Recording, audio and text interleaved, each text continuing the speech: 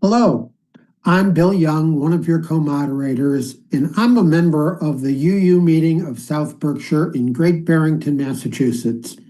My pronouns are he and him. I'm an older white man with gray hair, wearing glasses and a blue shirt. During this General Assembly, speakers will be introducing ourselves with a visual description. We do visual descriptions to enhance the experience of attendees with low or no vision. We will also be sharing our pronouns. This is to help all of us refer to each other by our correct pronouns. Before we begin today's business, we want to briefly acknowledge that, like many large online gatherings, during session one yesterday, we experienced a few technical and navigational challenges. We know that some participants had trouble navigating parts of the Zoom experience. Thank you for your patience, your flexibility, and the many helpful suggestions which have been shared. Our staff team has been reviewing feedback and making adjustments where possible. One thing has changed, which we hope will create less unintentional confusion. Instead of showing a unique QR code and link for each item referenced in the general session, we will be using one QR code and link for all of the items. When you use the QR code or link, it will bring you to a page called Business-General Assembly 2026. That page will have all the information and links you'll need to participate in a meaningful way.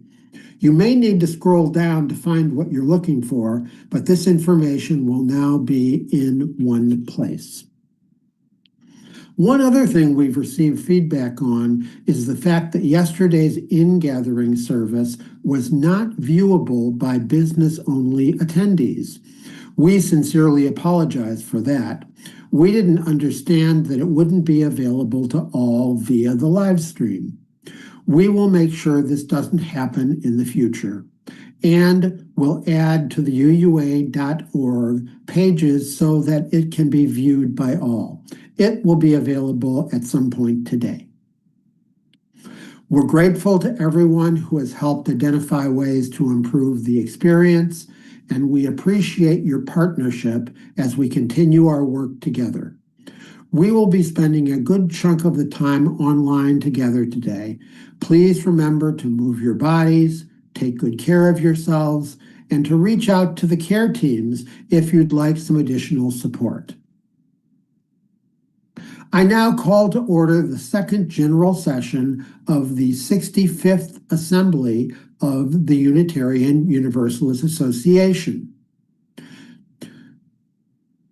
Today's business agenda includes, in the following order: opening words, update on the results of the ballot from General Session 1 and the preliminary credentials report, update from the GA care teams, if necessary, meet the moment programming at GA 2026, music, discussion of the business resolution, UUA Task Force on Ministerial Fellowship Committee Policies and Rules for Interim and Developmental Ministers, a 15-minute break, and then discussion of the bylaws amendment, authority to suspend or place a minister's search on hold, process observation, closing words, announcements, and recess.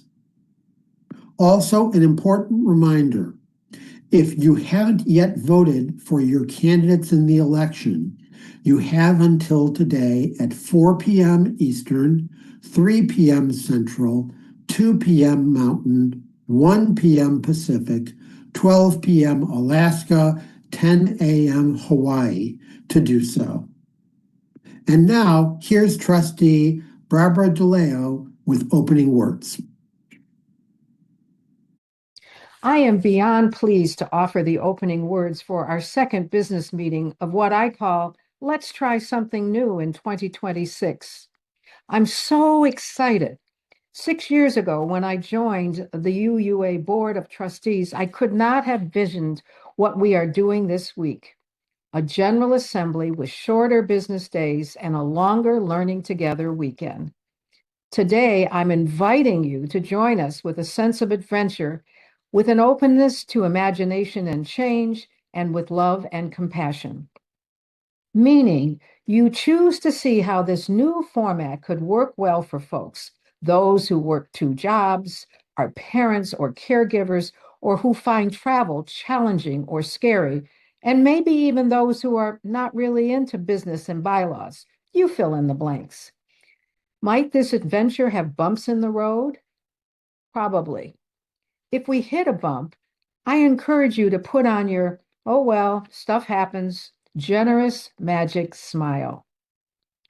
Your, I'm not into, but yes, I will, yellow bravery shirt, and your positive, idea enhancing green genius cap.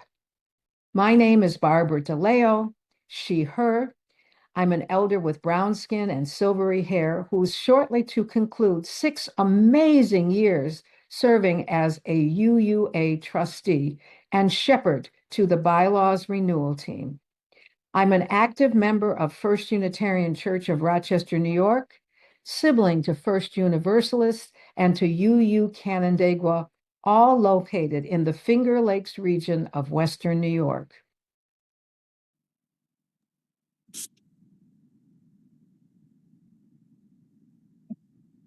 And now let's welcome Secretary John Simmons with the preliminary credentials report and an update on the ballot from General Session 1. Thanks, Bill. Hello, everyone. My name is John Simmons, and I serve as your UUA Secretary.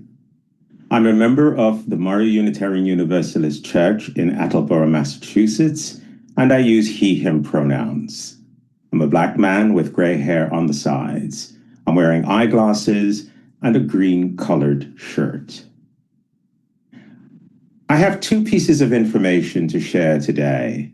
First, I have the preliminary credentials report. According to our bylaws, a quorum is not less than 300 accredited delegates, representing not less than 100 certified member congregations, located in not less than 10 states or provinces. At the start of this GA, we had 1,073 accredited delegates, representing more than 100 certified congregations located in 46 states and provinces. We have a quorum. And second, I have the results of yesterday's General Session 1 ballot. The results for adopting the rules of procedure are 99.7% of the votes were cast in favor of adopting the rules of procedure. 0.3% of the votes were cast against adopting the rules of procedure. And based on the votes cast, the rules of procedure are adopted. A total of 748 ballots were cast, including 2 abstentions. And you can always access ballot results online by using your smartphone camera or QR code app reader to scan the QR code on your screen or at uua.simplyvoting.com. Thank you.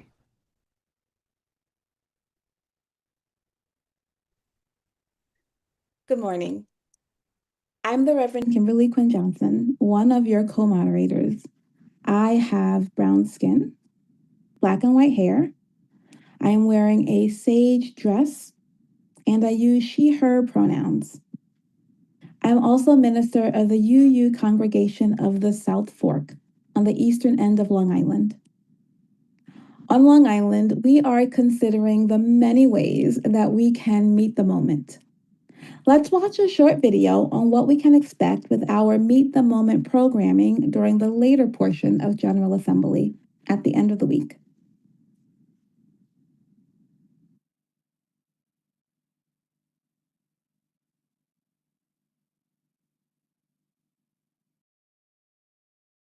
Greetings, beloved Unitarian Universalists. I am the Reverend Ashley Horan. I use she and her pronouns, and I serve as the UUA's Vice President for Programs and Ministries. I am a fat white queer woman in my 40s. I have brown hair, and I'm wearing a blue and pink shirt in front of a Meet the Moment virtual background. And I'm the Reverend Kirsten Homblett Allen. I use she and her pronouns, and I'm the Meet the Moment program manager at the UUA. I'm a white woman with brown hair, bangs, and a queer undercut, wearing a blue shirt, and my background is a beautiful wave pattern with our Meet the Moment logo in the corner. Last year, the UUA rolled out our Meet the Moment framework, a set of tools and resources and shared experiences to support Unitarian Universalism in responding faithfully to the unprecedented realities of this moment, so that our life-giving, life-saving faith can be as impactful as possible in fighting for justice and building a world in which all people and the earth can thrive. Over the past 18 months, the Meet the Moment framework has been rippling out into our UU ecosystem in many forms.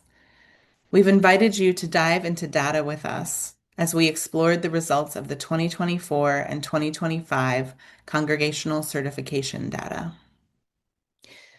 More than 2,000 Unitarian Universalists have participated in one of 30 wave cohorts, small groups of people who are grappling with the same issues across their contexts and who spend time developing shared understanding, identifying important opportunities and urgent needs, and discerning how our values are calling us to respond and act going forward.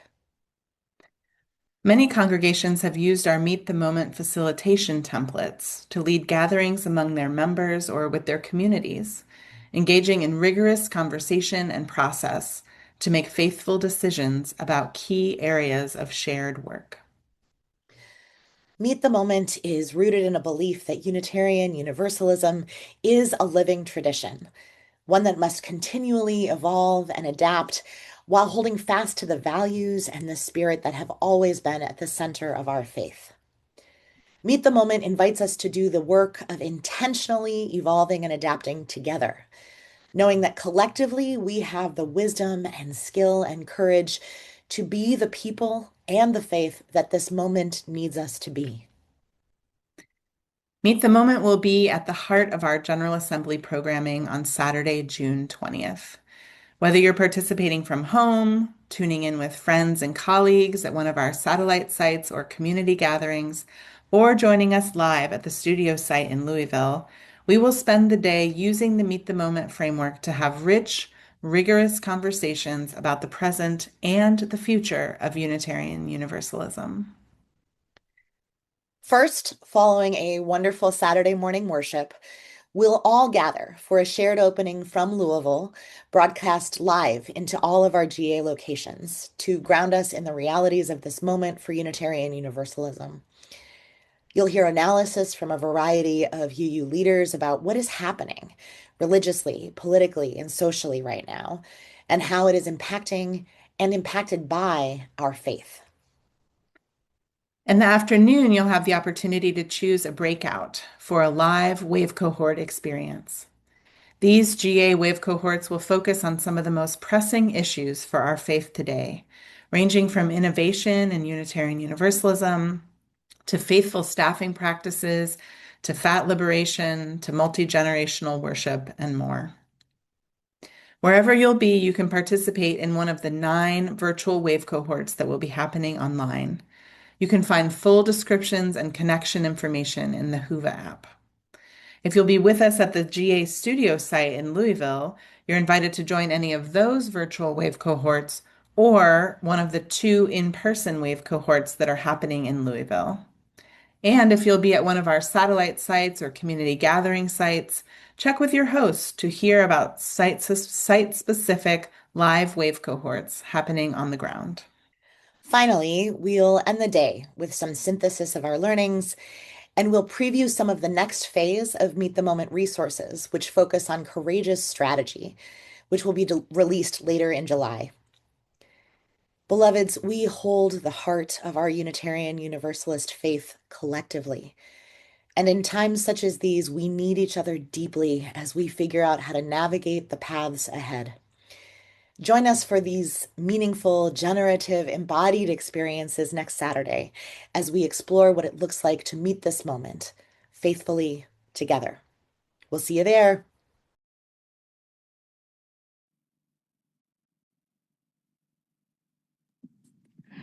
Yes, we will see you there. Now, here's Adam Pod and the First Unitarian Brooklyn Choir with an introduction and a song.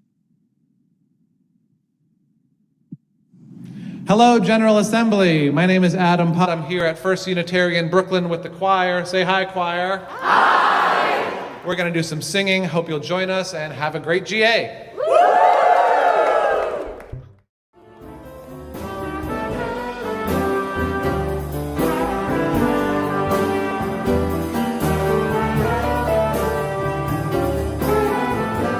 Love will guide us. Love will guide us.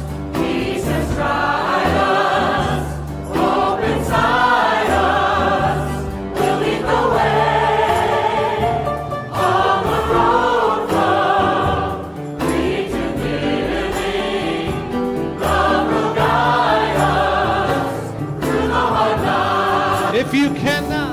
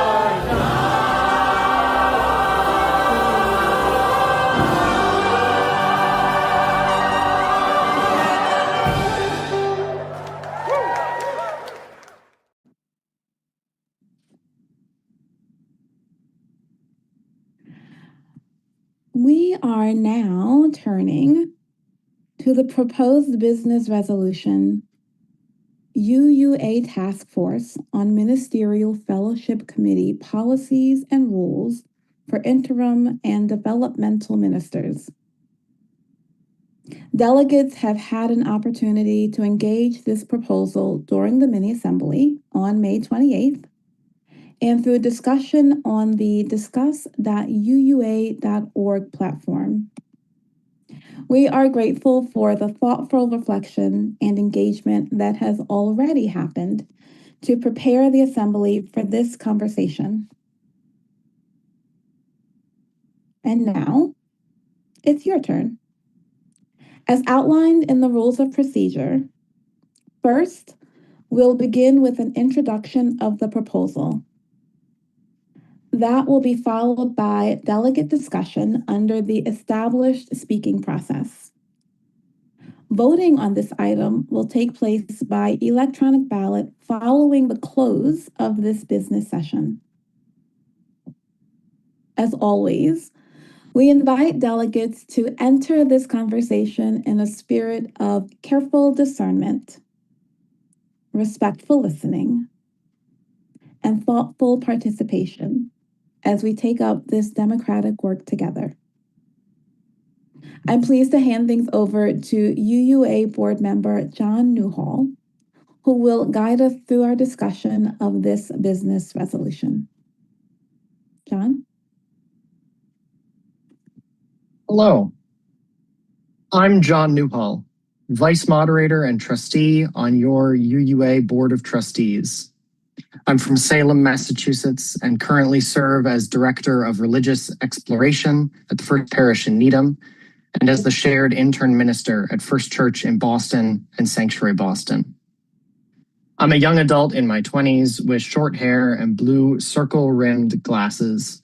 I'm wearing a checkered dress shirt.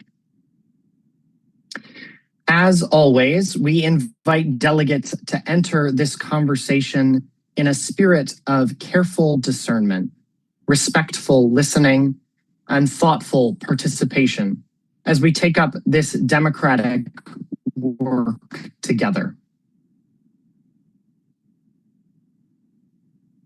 On your screen, you'll find the text of the proposed business resolution. It's small and hard to read, but it's the only way we could fit it on the slide. I'll read it now. Purpose. This proposal asks the Unitarian Universalist Association, UUA, to charge a task force with recommending updates to Ministerial Fellowship Committee, MFC, policies and rules for interim and developmental ministers. Be it resolved that the Board of Trustees of the Unitarian Universalist Association, UUA, shall establish a task force to A, review the policies and rules relating to interim and developmental ministers, and B, make any recommendations to the Ministerial Fellowship Committee, MFC, for modifications to the policies and rules relating to interim and developmental ministers. Here's another slide which contains a helpful QR code and link to the resolution. We encourage you to read it through just one more time before discussion begins. Let's leave that on screen for just another 15 seconds.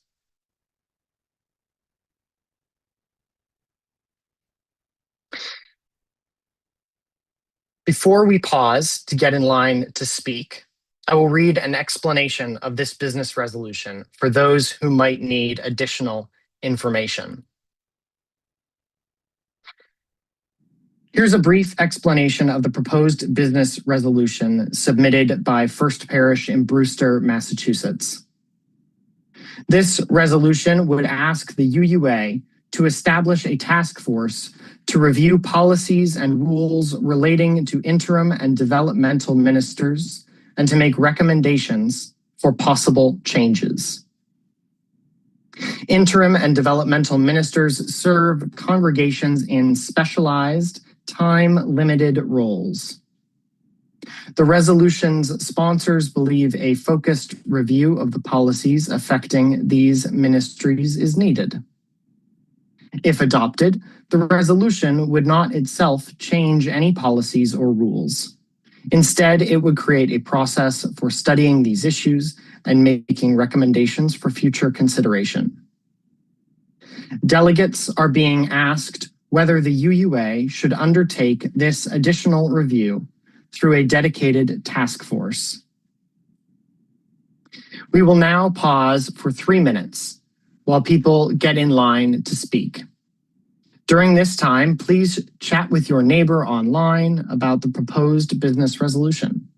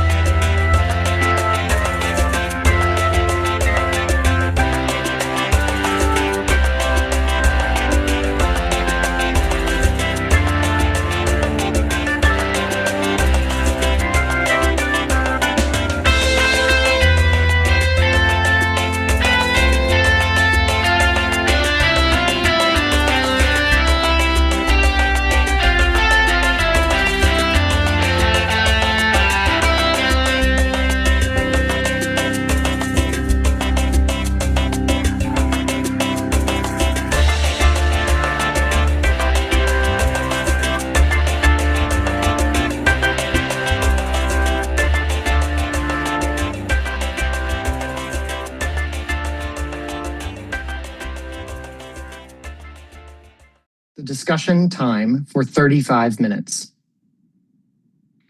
I recognize Ed Klein, the business resolution proposer. Ed is recognized for 2 minutes and 15 seconds. Please set the speaker timer for 2 minutes and 15 seconds. Thank you. I'm Ed Klein. As mentioned, I'm the sponsor of this resolution. I'm a member of First Parish Brewster's Board of Trustees in Brewster, Massachusetts. I'm a middle-aged man wearing glasses with brown and gray hair, white skin. I'm wearing a black shirt with a blurred background, and my pronouns are he, him. The genesis for this resolution is my congregation's direct experience with the MFC's processes. Though the resolution itself is not about revisiting that past, it's focused on improvements for the future. As I reached out to other congregations and societies for their support, I learned that our experience was not unique. Similar concerns and challenges have been encountered elsewhere, and some people have felt harmed. So the purpose of this resolution is to better support interim and development ministers as they undertake the challenging work of guiding congregations through periods of transition, growth, and sometimes difficult change. The current MFC policies and rules do not fully reflect the expectations we place on these ministers, calling on them to address unproductive practices, chronic conflict, and systemic issues, and we evaluate them on whether or not they've courageously raised the issues that most needed attention. Existing UUA task forces, including the Bylaws Renewal Project and the Transitions Review Task Force, do not address these needs. I also want to mention the UU Ministers Association's statement on the bylaw amendment on hold authority, which is a separate but related business item to be discussed later. In that, the UUMA board states that the current system poses real challenges and conflicts of interest, has issues of transparency, clarity, equity, consistency, and harms. This business resolution could be a vehicle for what the UUMA calls for, which is the creation of a collaborative and timely process to develop an effective, equitable, and just system that will reduce the precarity of the ministerial profession, reduce the harm, and align processes with our values. This resolution gives us an opportunity to further strengthen support for our ministers, and I urge you to vote yes.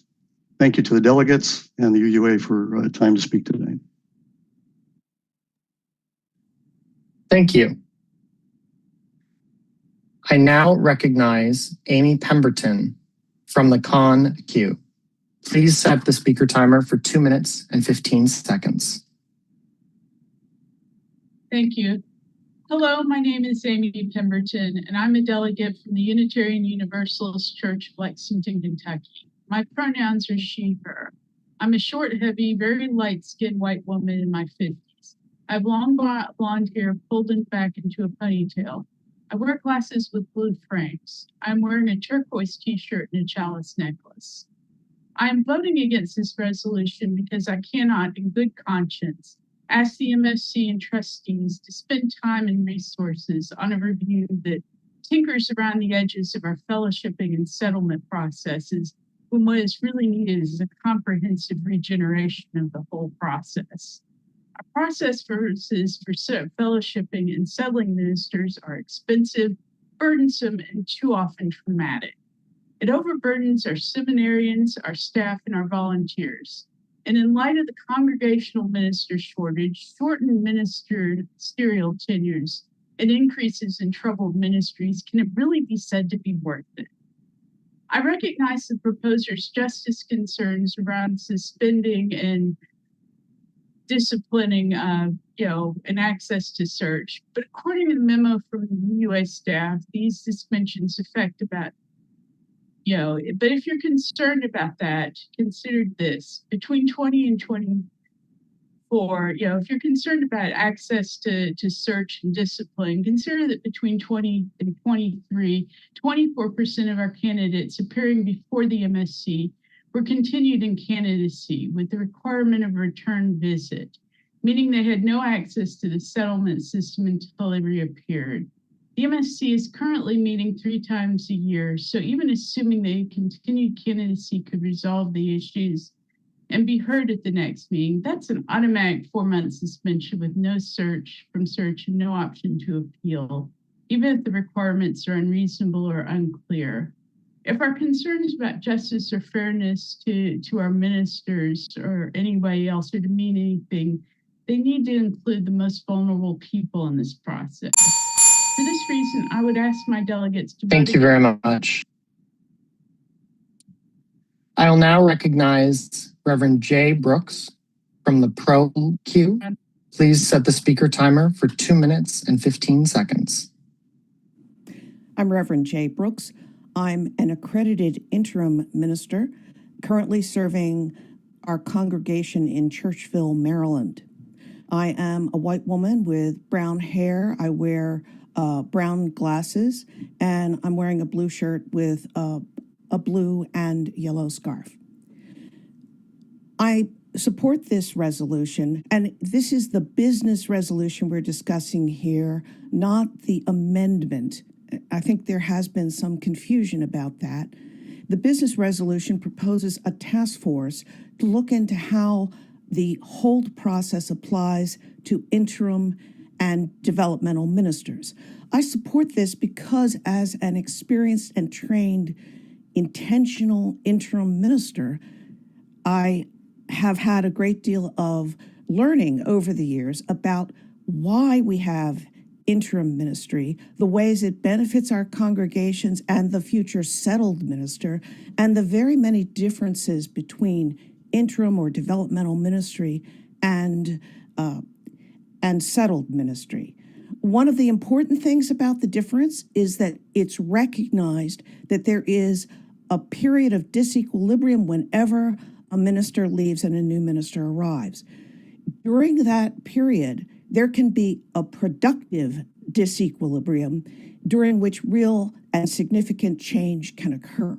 When congregations are aware that their systems need development or change, the process of interim and developmental ministry is very effective. But sometimes there is conflict that arises inevitably from the disequilibrium. And if that disequilibrium and a good understanding of the processes of interim and developmental ministry are not taken into account, sometimes it looks like conflict may be the minister's fault. And it may be, but it may not be. We need better processes. So I support this resolution to create a task force to look into that. Thank you. Thank you.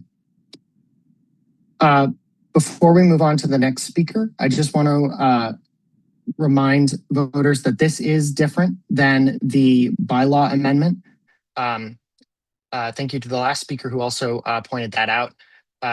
This is the business resolution.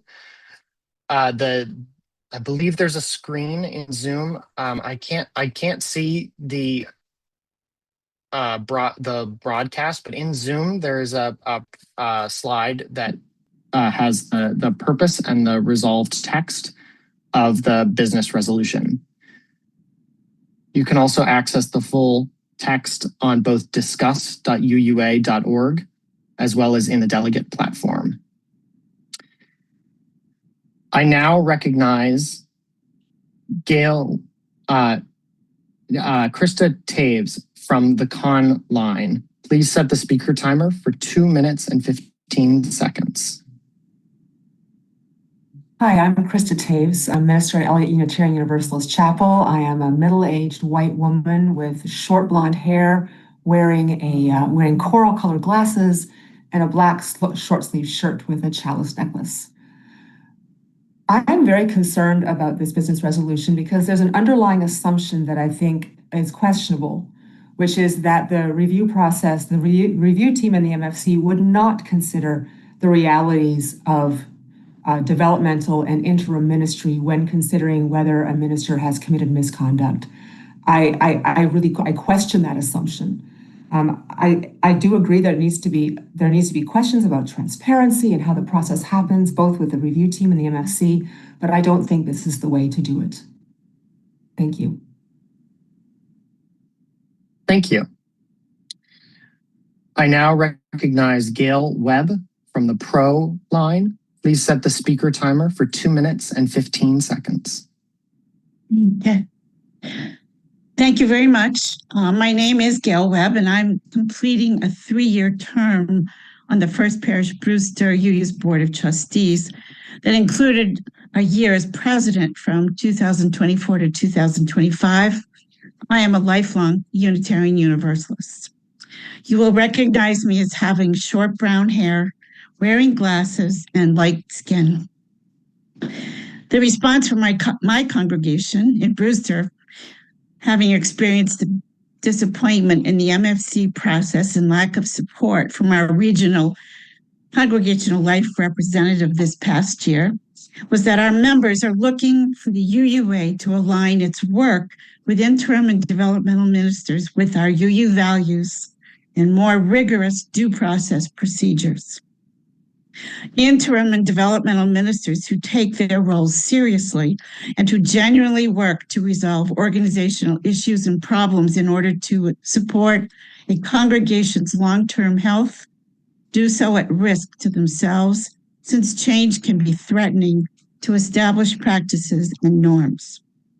Our congregation and Board of Trustees were in full support of our interim minister's commitment to address, and this is right from the UUA Ministry Search Handbook, to address unproductive practices, chronic conflict, and systemic issues. No small task.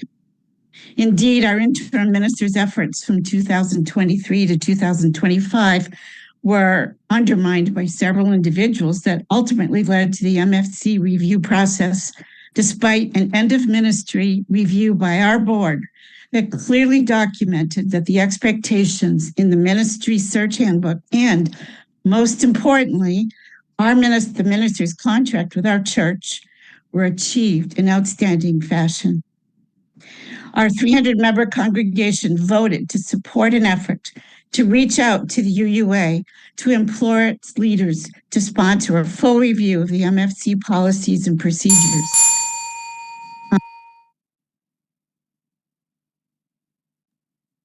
Thank you. We have no one currently in the con line, but as is our practice, I will take 2 more from the pro line. So we have, I now recognize Dan Harkinson from the pro line. Please set the speaker timer for 2 minutes and 15 seconds.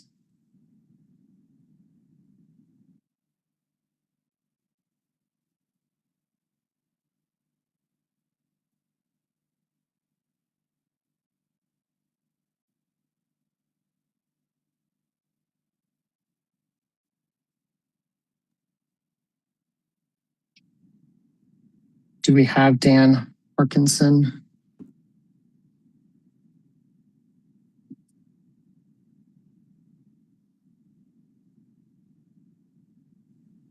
My name is Daniel Harkinson. I'm a member of First Parish Brewster, and I support the business resolution to create a task force to review MFC policies and rules and potentially recommend provisions relating to interim and developmental ministers. I'm a 73-year-old man with graying hair and white skin, wearing a navy blue shirt and silver eyeglasses. UUA bylaw section 11.2 grants the MFC exclusive jurisdiction over ministerial fellowship. However, MFC rules make absolutely no mention of interim or developmental ministers.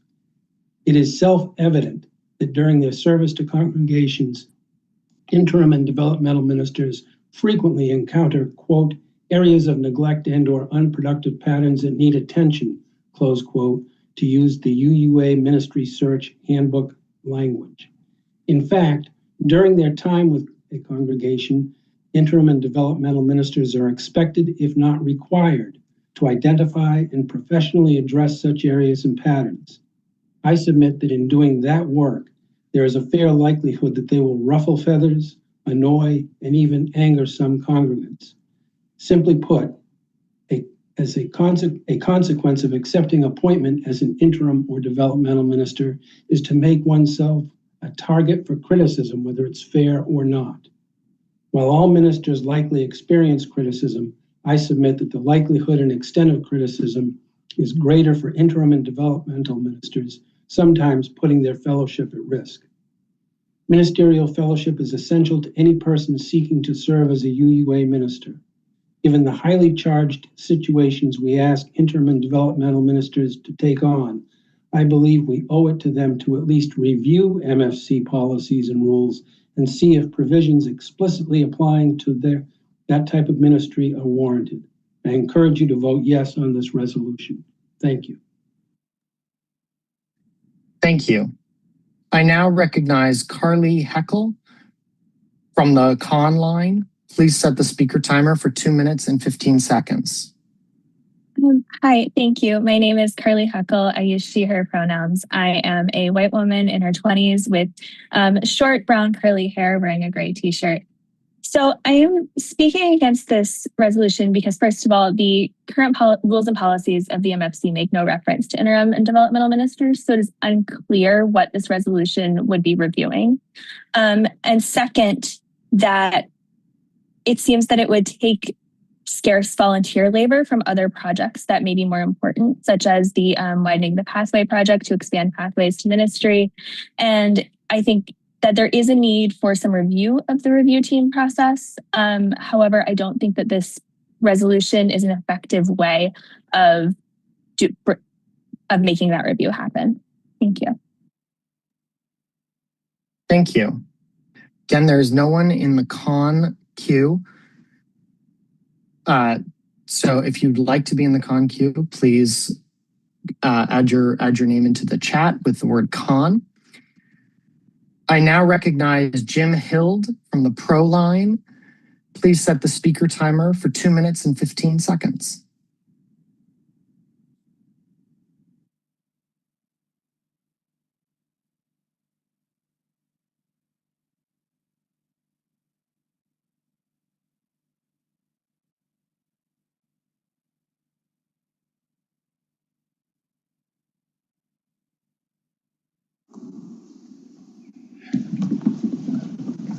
Hello, I'm Jim Hild from First Parish Brewster in Brewster, Massachusetts.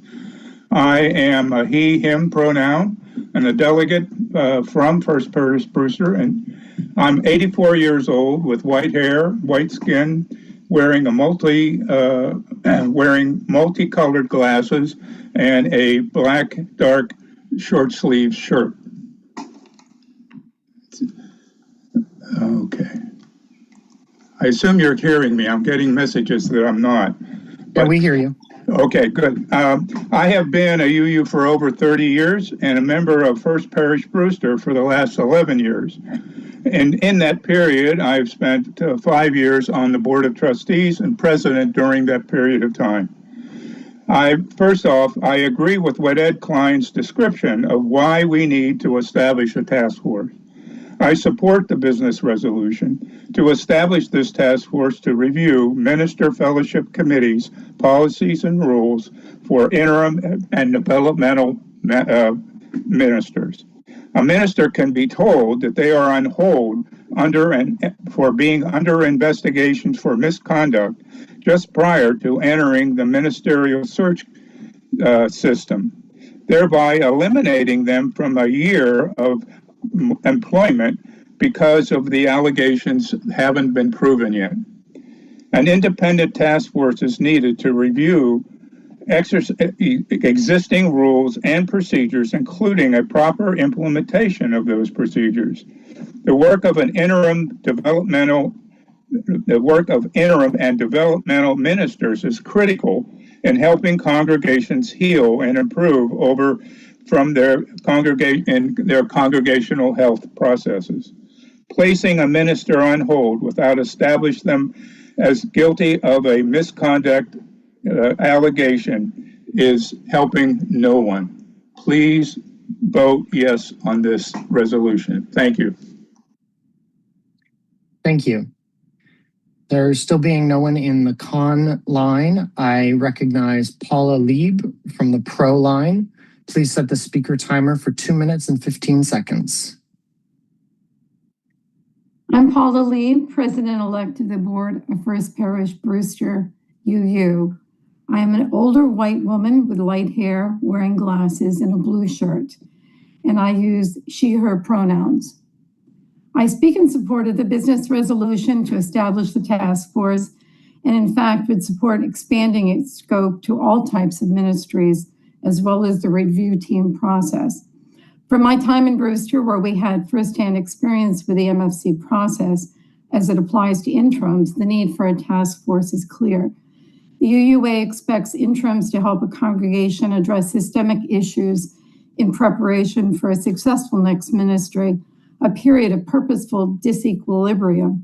Yet there is no mention of interim and development ministry in the MFC's rules and policies for complaint intake and evaluation, for fellowship review, for placing a minister on administrative hold, or for terminating fellowship.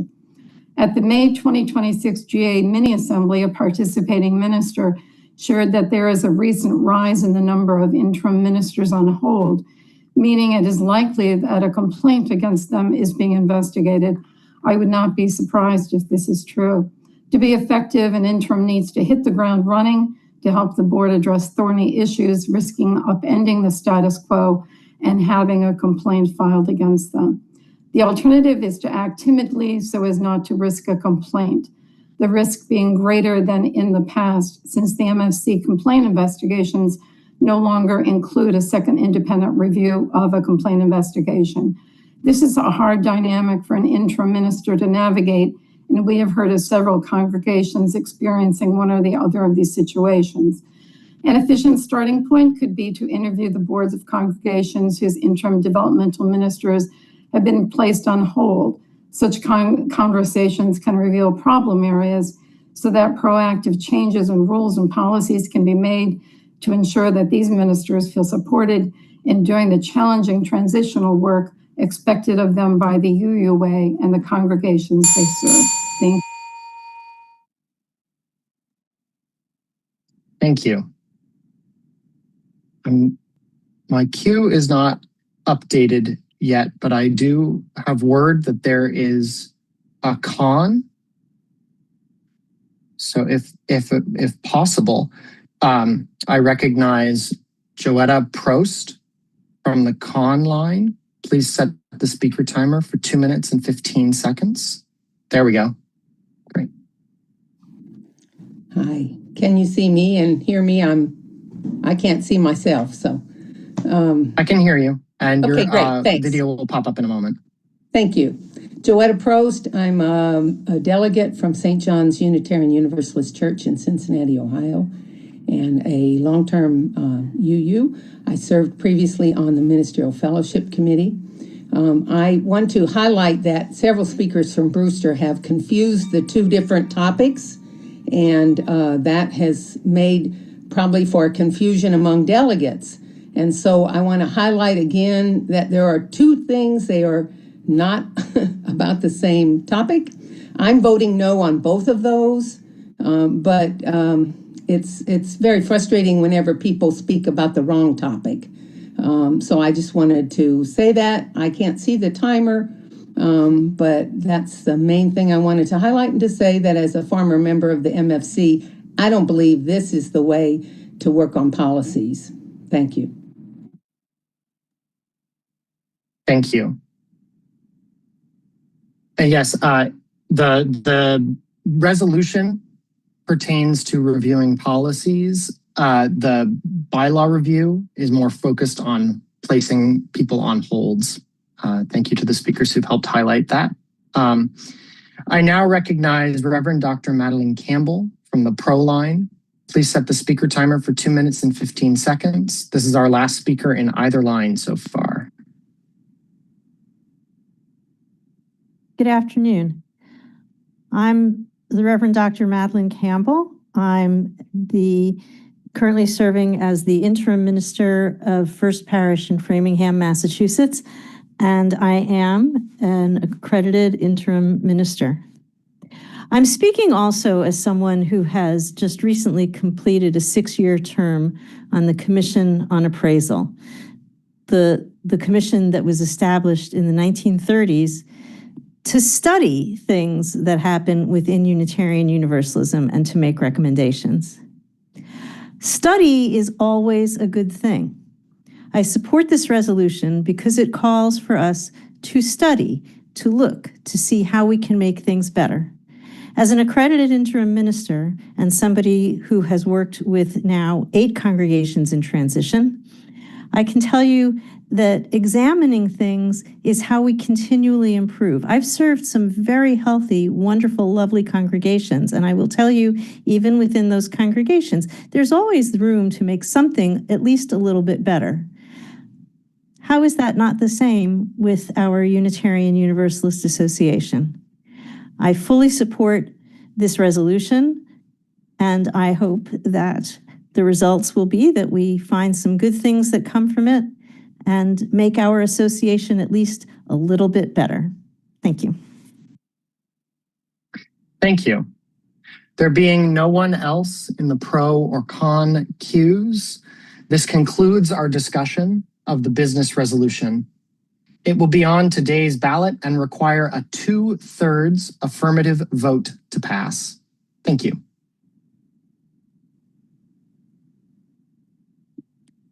Thank you, John. And thank you, delegates, for a spirited conversation. Let's take a break for 15 minutes. We encourage you to take care of your needs during this time. Move your body, maybe get a drink of water. Do whatever it is that you need to do.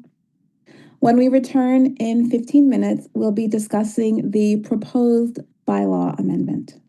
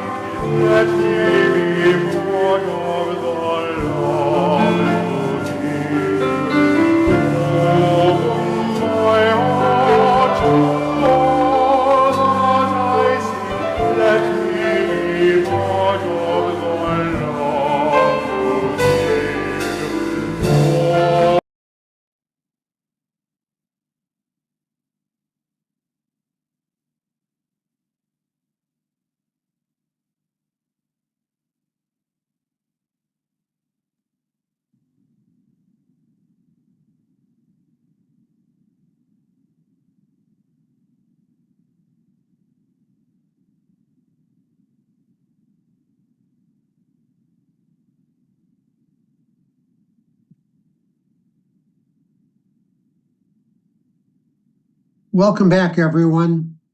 We now turn to the proposed bylaw amendment concerning authority to suspend or place a minister's search on hold. Many delegates had an opportunity to engage this proposal during the mini-assembly on May 28th, or view or listen to the recording, and through discussion on discuss.uua.org. We're grateful for the thoughtful reflection and engagement that has already helped prepare the Assembly for this conversation. We now move into formal General Assembly consideration of this item. As outlined in the rules of procedure, we'll begin with introduction of the proposal, followed by delegate discussion under the established speaking process. Voting on this item will take place by electronic ballot following the close of this business session. As always, we invite delegates to engage this conversation in a spirit of careful discernment, respectful listening, and thoughtful participation as we undertake this democratic work together. And now I'm very pleased to turn things over to David Stewart, one of our co-financial advisors, who will guide us through this portion of our deliberation. David? Thank you, Bill. It's nice to be here today. Hello, I am David Stewart. My pronouns are he, him, and I'm a cisgender white man in my 50s. I am wearing a pink shirt with a gray jacket and have a multicolored patterned glasses. I'm bald with a goatee. I'm an active member of the UU Congregation of Atlanta, and I'm coming to you from my home in Smyrna, Georgia. I serve on the Board of Trustees as part of my volunteer duties as the co-financial advisor. I wanted to also quickly make a procedural note that that the Zoom chat can be very intense and that there isn't an effective way to document what happens there for everyone. To help cut down on that distraction during the discussion, we will be pausing the chat so that you can chat to the hosts, but not to everyone. If you would like to be added to the pro or con queue, please add your name to the chat. There are other better and less distracting venues for chatting, and we encourage them, specifically discuss.uua.org if you want to chat about business further so that it has a better long-term record and a little bit more ability to follow along. Thanks. Now, on your screen, you'll find the text of the proposed bylaw amendment. It's small and hard to read, but it's the only way we could fit it on the slide, and I will read it now. Purpose. This proposal is for amendment of the Unitarian Universalist Association, UUA, bylaws and rules, Article 11, Ministry, Section 11.5. Termination of fellowship and administrative suspension to limit the authority to place a minister on hold from settlement, interim, or contract searches to the Ministerial Fellowship Committee, MFC, or Board of Trustees, BOT. Text of the proposed amendment. Section 11.5 of Article 11 of the bylaw shall be amended by adding the following sentence at the end, stating, line 9, notwithstanding bylaw section 11.2 that reserves to the Board of Trustees the exclusive power to approve proposed rules of the Ministerial Fellowship Committee governing ministerial fellowship. The Ministerial Fellowship Committee shall have the exclusive authority to suspend or place a minister's search on hold and may establish policies and rules to effectuate this authority. Now, slide 2, please. Here's another slide, which contains a helpful QR code and link to the amendment. We encourage you to read it through just one more time before the discussion begins. Let's leave it on screen for another 15 seconds.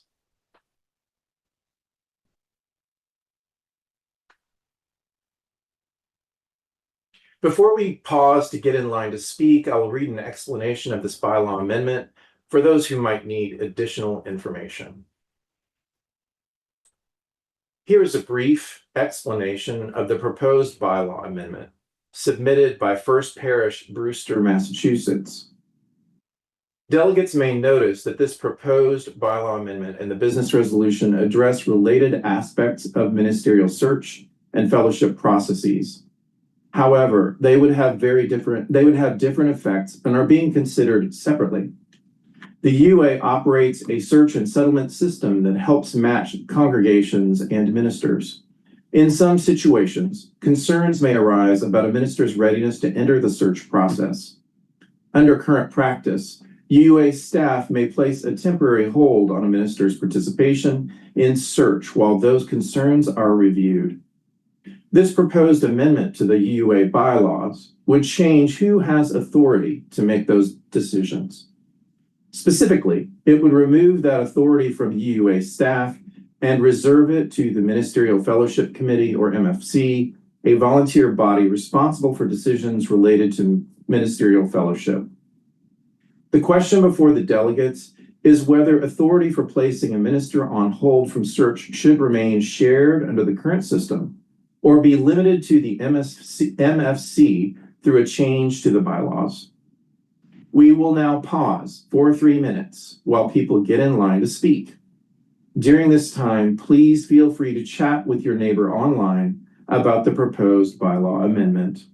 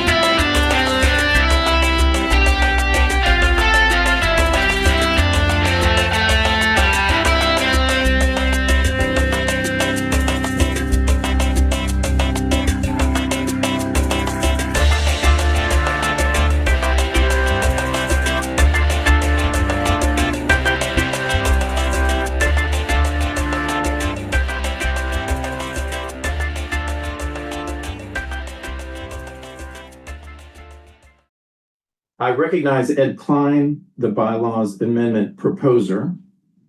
Ed is recognized for 2 minutes, 15 seconds. Please set the speaker timer for 2 minutes, 15 seconds. Thank you. I'm Ed Klein again, a member of the First Parish Brewster Board of Trustees in Massachusetts and the sponsor of the amendment.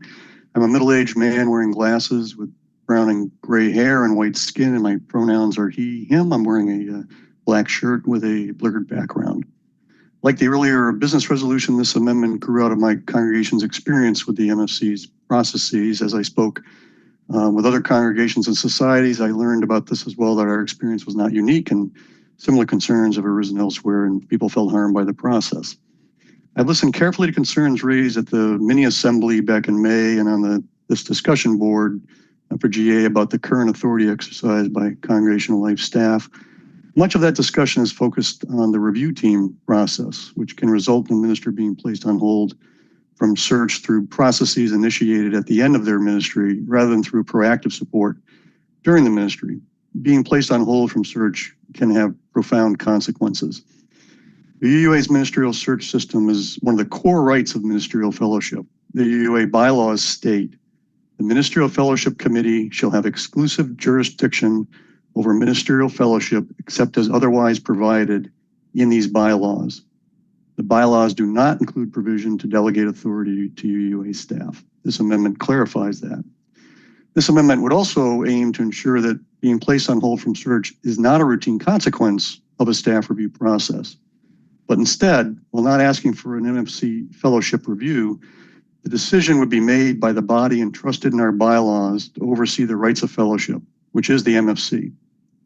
I appreciate the additional information the UUA has published since the May mini assembly describing the review team and hold processes, but these publications do not change the existing policies and rules. For these reasons, I urge you to vote yes on this bylaw amendment. Thank you. Thank you, Ed. I now recognize Mary Heafy from the con line. Please set the speaker time for 2 minutes and 15 seconds.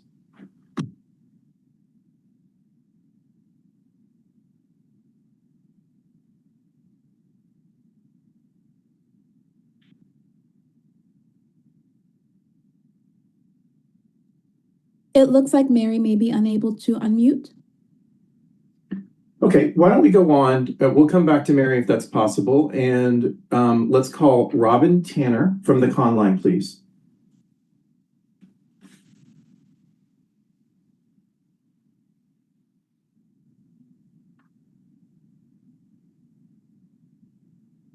Hello.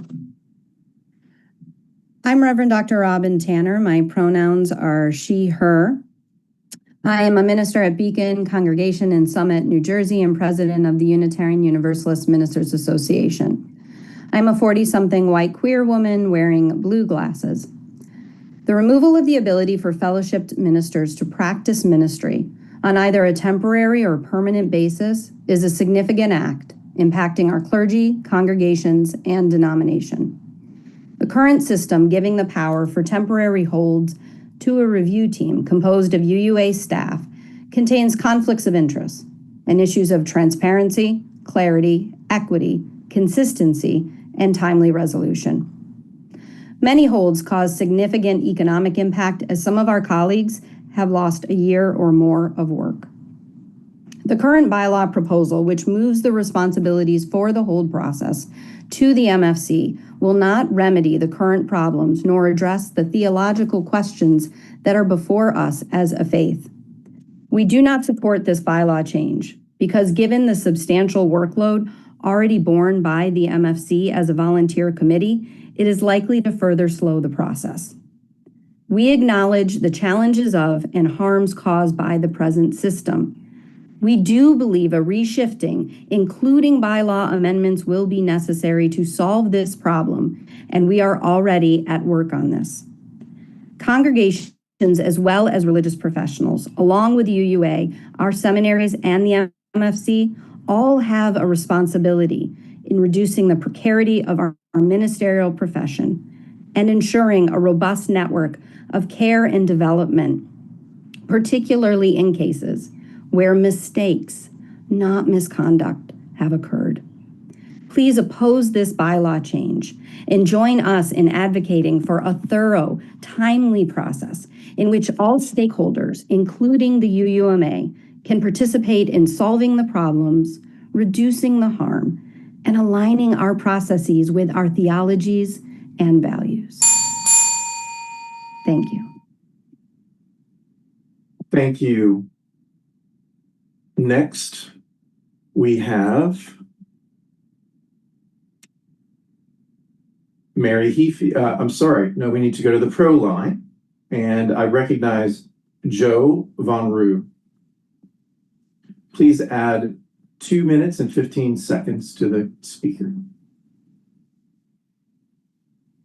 Hi, I'm the Reverend Joe Von Roo. I'm a fat, cool woman with red hair, and I use she, her pronouns. I joyfully and proudly serve May Memorial UU Society in Syracuse, New York. We are beginning our 9th year of shared ministry together. I am not in review, nor have I ever been. I'm only comfortable speaking to this because my ministry is very stable right now. Many of my colleagues fear backlash from the UUA for speaking up, and certainly no one who is on hold can speak up. The UUMA leadership released a statement about this recently, which Robin just spoke to, which many ministers do not agree with. While I absolutely respect and appreciate our leadership, the UUMA does not speak for all of us, and many of us found their statement to be limited in scope and did not really affect what our body of colleagues actually felt. I want to offer a few truths. There are processes for which ministers are placed on hold, but ministers who are leaving congregations through negotiated resignation because of mistakes or disagreements are placed on the same hold as ministers who have actually misconducted. This process takes anywhere from 0 to 3 years, and our colleagues are not given timely updates and have been told that the committee will get to their case when they have time. This is unacceptable.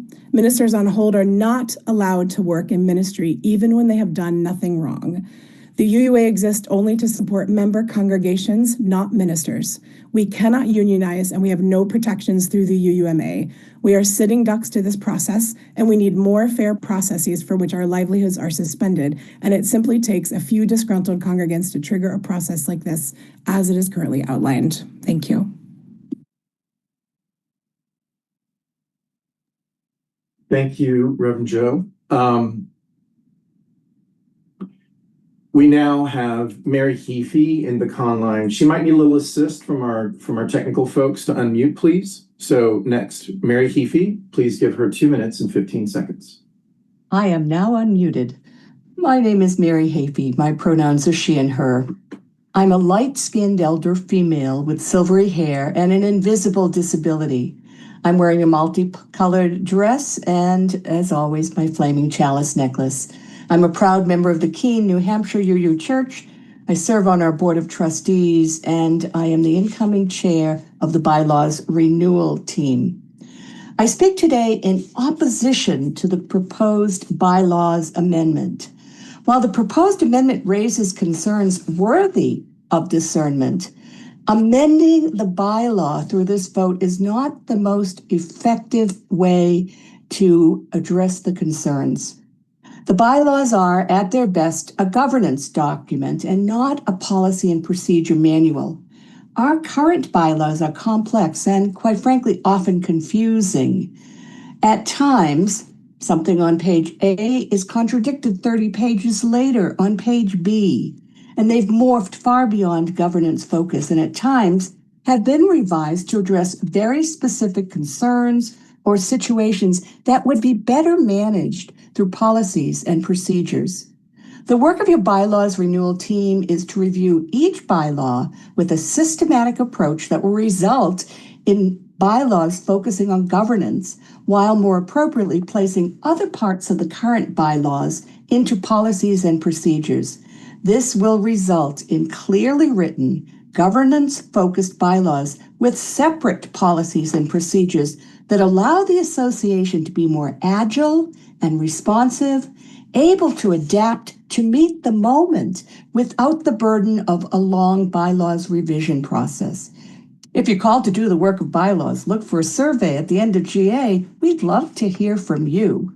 So I urge delegates to vote no on this proposed bylaws amendment with the knowledge and the confidence that there is a process in place to address the concerns raised by this bylaw amendment. Thank you. Thank you, Mary.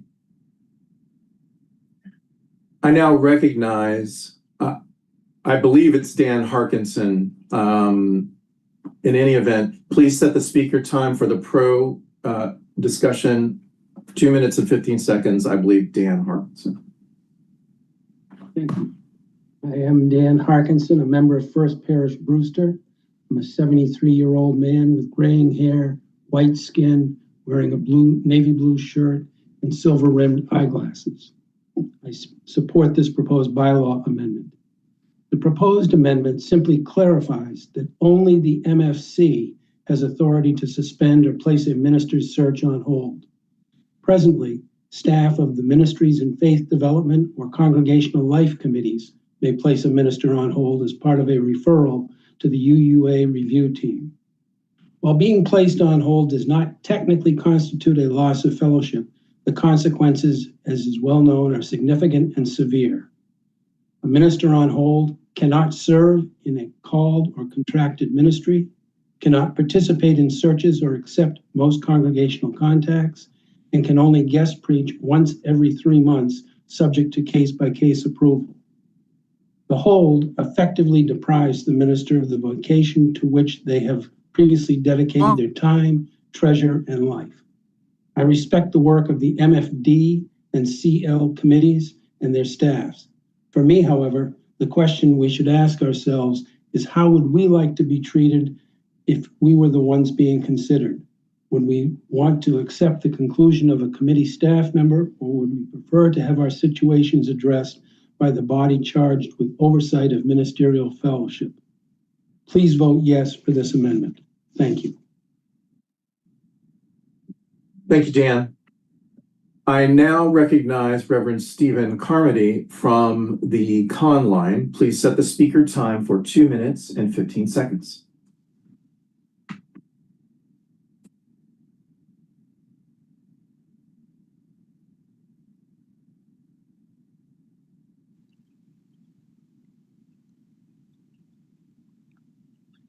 Hello, my name is Reverend Stevie Carmody. I use he, him pronouns, and I'm a white person in my late 30s with brownish, shortish brown hair and round glasses. I serve in Arlington, Massachusetts as the Minister of Religious Education. I'm a member of both UUMA and the Liberal Religious Educators Association. I advocate against this bylaw amendment and for increased commitment to building shared ethics between religious professionals, including ordained ministers, religious educators, administrators, membership professionals, and musicians. I serve as one of the good offices people for Loretta, accompanying amazing religious educators in our association who shape UU values, working for equity, access, and justice in our communities as they navigate conflict, congregational transitions, and power differentials. I carry those stories of religious educators harmed by congregations and those harmed by their supervising ministers, often in cases with unclear or inflating job descriptions, unarticulated covenants between ministers and religious educators, and unpracticed procedures to resolve conflict. I know that many endings for ministers do involve directly or collaterally the bullying of other religious professionals on staff. For non-ordained religious professionals, recourse sometimes is only the good offices or the intervention of congregational life staff from the UUA. I don't want to limit this recourse through this bylaw amendment. Yet, as I know from our covenantal faith, the strength of our ability to navigate difficulty is born in the shared values and ethics we cultivate long before crisis occurs. Hear me, minister colleagues. I am so proud of our work as of late with the revision of our UUMA guidelines to take seriously accountability around bullying misconduct and the responsibilities we have across power differentials.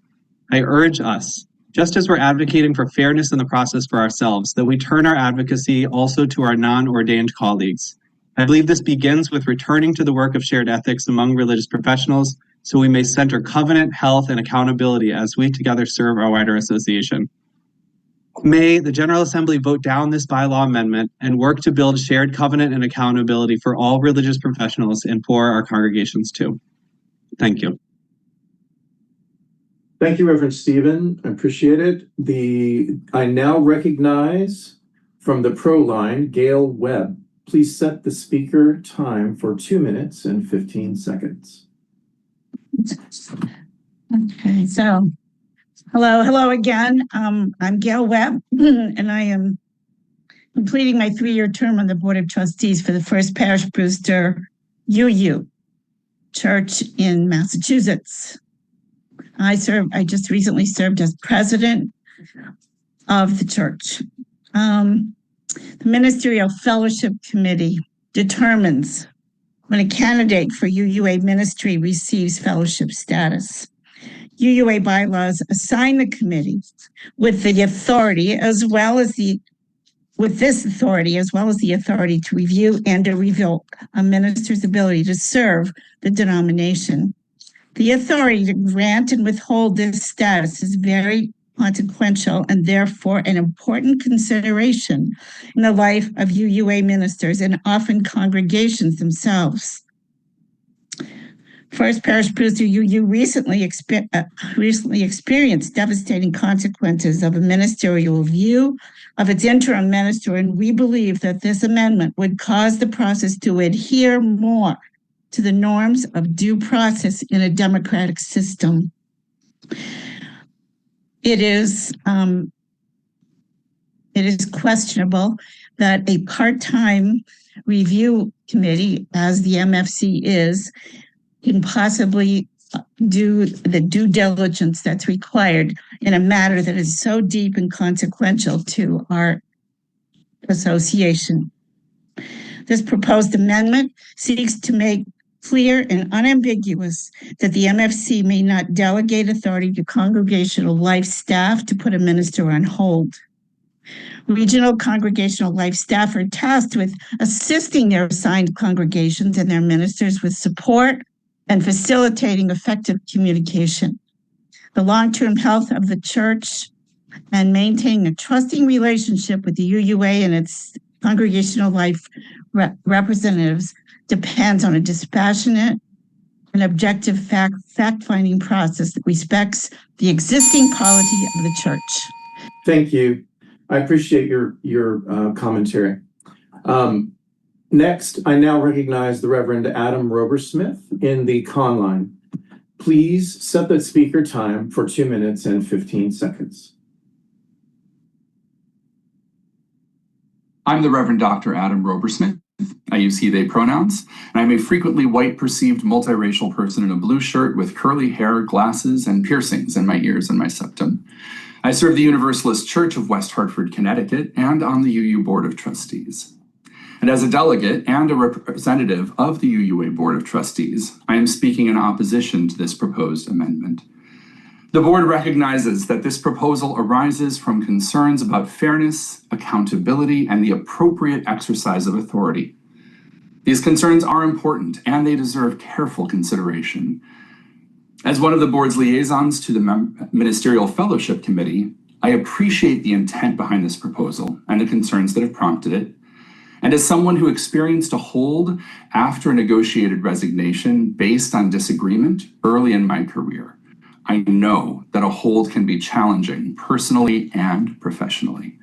That said, I do not, and the board does not believe this amendment is the right solution. Under the current system, an administrative hold is a temporary measure used while concerns are being assessed. It's not a finding of misconduct or a determination regarding fellowship or a final decision about a minister's future. Its purpose is to allow concerns to be reviewed responsibly while protecting congregations, ministers, and the integrity of the search process.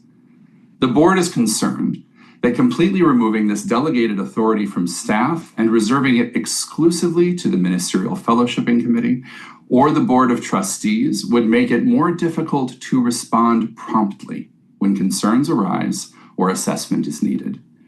The questions raised by this amendment are part of a broader review of ministerial accountability and assessment, support, and review that is already underway.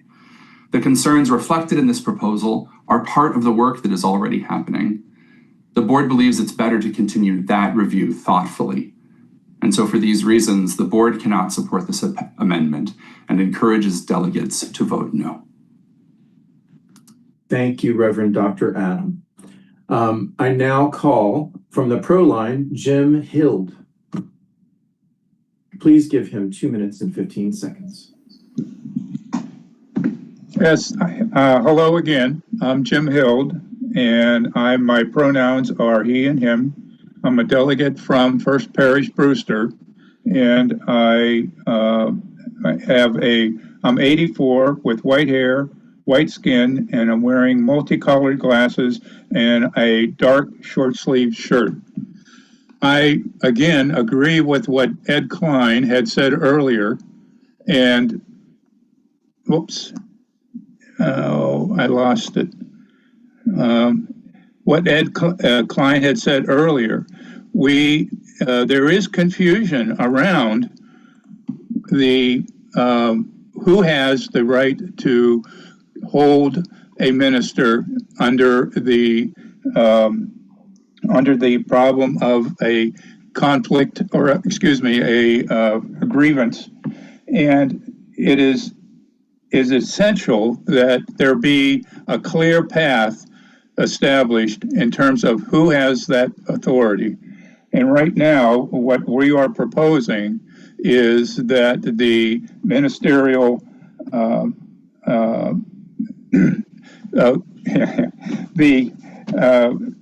the ministerial fellowship committee, okay, has that power to do that under the oversight of the UUA's Board of Trustees. It's essential that this be cleared up, and this is our first attempt to try to get that clarity in terms of who has the right or the authority to do so. And I suggest that we vote for this amendment. Thank you. Thank you for your comment, Jim. Now, looking at the last speaker, I recognize the Reverend Dr. Cynthia Landrum. Please set the speaker time for 2 minutes and 15 seconds. Hi, can you hear me? I'm the Reverend Dr. Cynthia Landrum, ministerial delegate from the First Parish Church of Stowe and Acton. I'm a fat, white, middle-aged demi-woman, and I am wearing a loud patterned purple and orange shirt. I am a minister who 25 years ago, admittedly, went through the hold process and review process following a negotiated resignation during my first year of ministry. My husband, no longer a minister, also went through that process. It was difficult. It was expensive. It was earth-shattering for me, and it nearly ended my ministry, but I did survive. And I do believe that the review process needs substantial evaluation and reform, and it has gone through much in the 25 years since I went through the process. But this process of handing it over to the Ministerial Fellowship Committee would actually slow down and elevate the level of response to this in a way that I think is not helpful to the process. It doesn't speed things up for ministers. It doesn't make it clear that there's a difference between evaluating dismissal versus evaluating severe misconduct. And so the MFC is not where this question belongs. Should we review it? Should we change it? Should we make it more transparent? Absolutely, but not this way. Thank you. Thank you for your comment, Reverend Dr. Cynthia. Seeing no more speakers in either queue, this concludes our discussion of the proposed bylaws amendment. It will be on today's ballot and requires a 2/3 affirmative vote to pass. Now handing off to Bill. Thank you, David. And now, here is Chris Chappell with the process observation for this session. Thanks, Bill. I'm Chris Chappell, a member of the Board of Trustees and co-financial advisor. I'm also a proud founding member of Wellsprings Congregation in Chester Springs, PA. My pronouns are she and her. I'm a white woman in my early 50s with brown hair swept to one side. I'm wearing a blouse with blue and white dots and blue glasses. I'm reporting on behalf of this year's process observation team, which also includes Reverend Justine Sullivan. In our role as process observers, we have the following observations about this general session. We noted that there was some confusion between the discussion of the business resolution and bylaws amendment, which, fair enough, were about very similar topics. We highlight for consideration for future GAs, should similar circumstances occur, the possibility of providing clearer cues to participants highlighting the specific item that is currently being discussed. There also was an intent to pause the public Zoom chat during the discussions and direct all written comments to discuss.uua.org. This is to both allow a clear pathway through chat for delegates to enter the pro and con lines and to facilitate Zoom participants' attention on the pro and con speakers. We acknowledge this was inconsistently applied this session, with Zoom chat disabled for our second session, but not our first. Please expect the Zoom chat to be disabled during discussions going forward.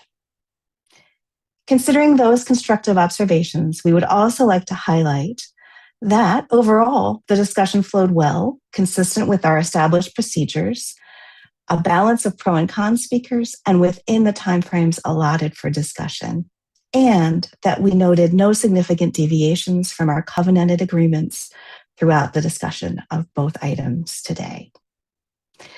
You'll see the process observation slide on your now. As previously mentioned, this year we are offering GA attendees an opportunity to share their own process reflections. To do so, please scan this QR code and go to the link shown. Please keep this on screen for another few seconds before we move on. Thank you.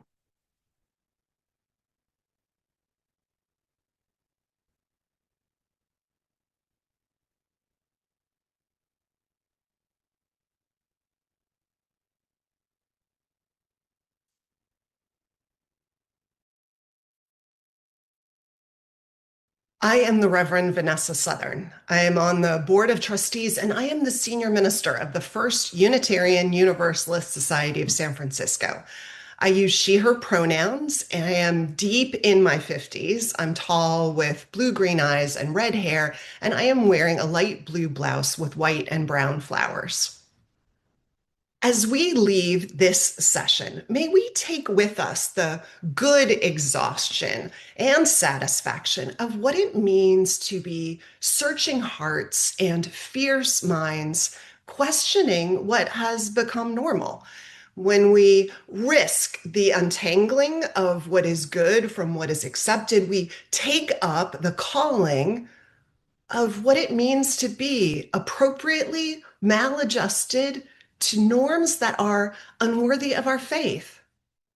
Then when we do this, may we feel inside us and among us that great unfurling of Spirit's wings, stretching wider to envelop all life, all beings, with an all-encompassing love and liberation that helps the world of our dreams take root in the here and now.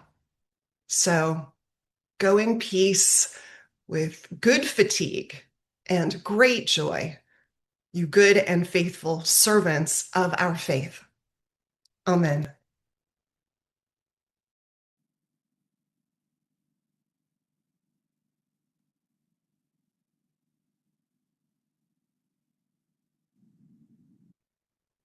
Well, we're ready now to close out this business session.